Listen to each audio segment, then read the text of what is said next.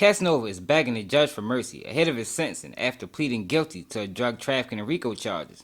He wants the court to know he's no longer associated with the gang that got him into the trouble in the first place. In new legal docs obtained by TMZ Hip Hop, the embattled Roc Nation rapper lays it all out in an emotional letter to the judge, in which he fully renounces gang ties to the guerrilla Stone Nation Bloods and promises to continue speaking out against gang life. Cassanova say he's not denying he's made some bad decisions. After all, he did plead guilty to drug trafficking charges, saying he used the gang life to build an image in the rap community and sell music, but insisting he no longer wants to live that life.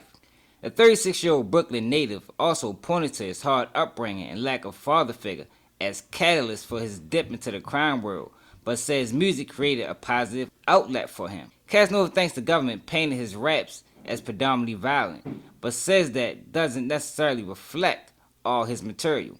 He plans to speak out against gangs while locked up and says he's made new acquaintances to assist with this mission. Cassanova also submitted dozens of letters from his family and friends and colleagues, vouching for his character, and is hoping the judge takes into account during his sentencing so he can serve his sentence and get back to his normal life and family. He reportedly faced up to 60 years in prison.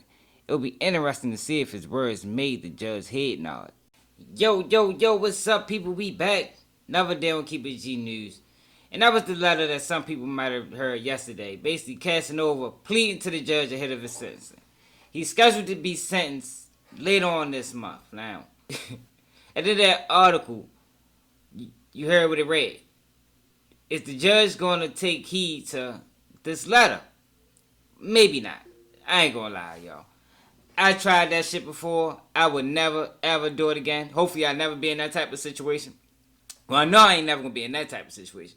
But hopefully I'm never in the type of situation where I'm in prison and I gotta reach out to the judge. I'm at the mercy of the court.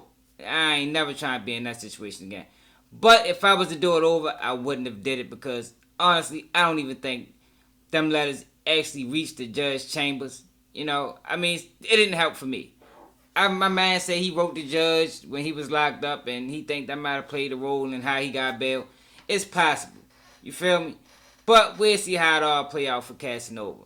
But that was yesterday, man. Now today, you would assume that it would be some people upset about that letter. You know, he basically renounced the gang. And he even went as far as to say that he never really was a part of the gang. He just used it as an image.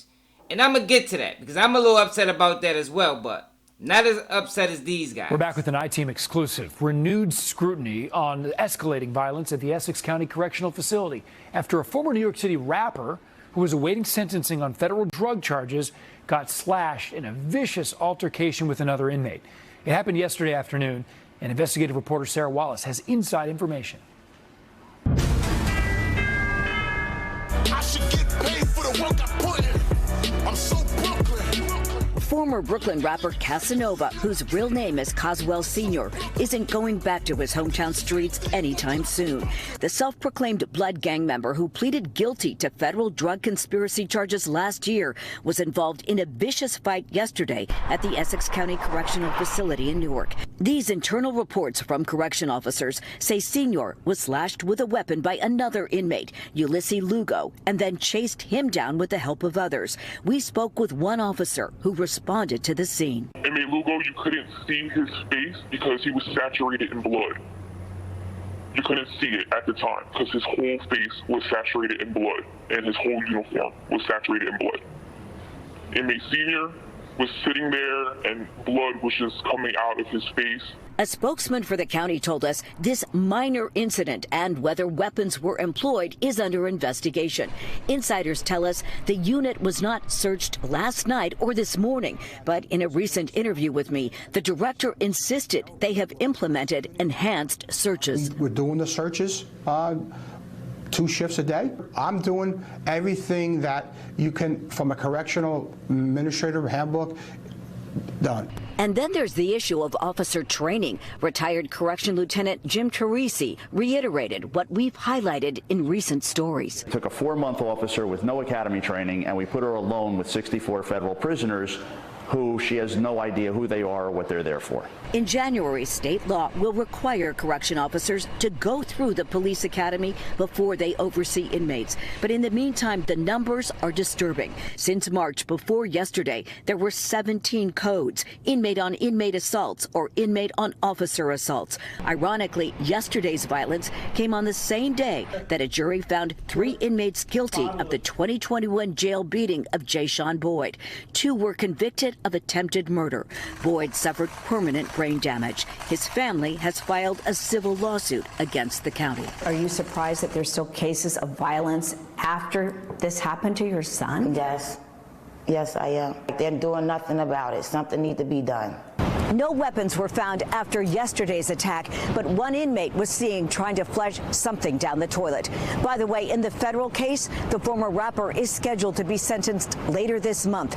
He could face a maximum of 60 years in prison. I tell y'all all the time, I'm sick of these rappers. I am. You know, they sell all this death and destruction to the community, and then when they get arrested, this is what they do. This is what they do now. I'm not promoting violence. I ain't saying Cassanova should have been slashed or stabbed, however they characterizing what happened. But I am saying that he should have been well aware that this letter was going to reach the mainstream. You know, he probably thought it was going to happen on the law. Actually, TMZ, the reason probably why he got stabbed, to be honest, he probably needed to sue them motherfuckers. But it's probably public records and there's nothing he could do. But he should have known that being who he is and this persona that he portrays to the people, that letter was going to reach mainstream. It was going to be some people highly upset about that. You basically threw the gang under the bus. Said you don't want nothing to do with him. Said he going to renounce him. Which is cool if he would have kept it to himself, man. But once it become public knowledge and public records, the rest of the gang is going to have something to say, man. And that's what we saying in this situation now. I pray it ain't too bad. I hope he ain't, you know, I don't know if it's $150 or if it's a real jailhouse stabbing and he in the hospital, but either way, I pray he get a speedy recovery. We'll see what's going to happen in that sentence. And he facing up to 30 to 60 years. That's a very long time in prison, so I see why he wrote the letter.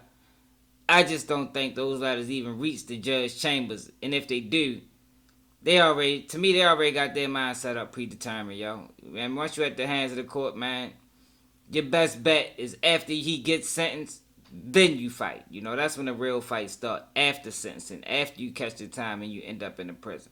But let me know how y'all feel about us in the comments. This is Keep It G News. Make sure you subscribe to the channel, and I'm out. Then I'm already squeezing. You be dreaming about your dreams. I be living out my nightmares. I be missing out in bed. The other night she was right there. I be lurking with my bros. I be crying with my mom. She be praying to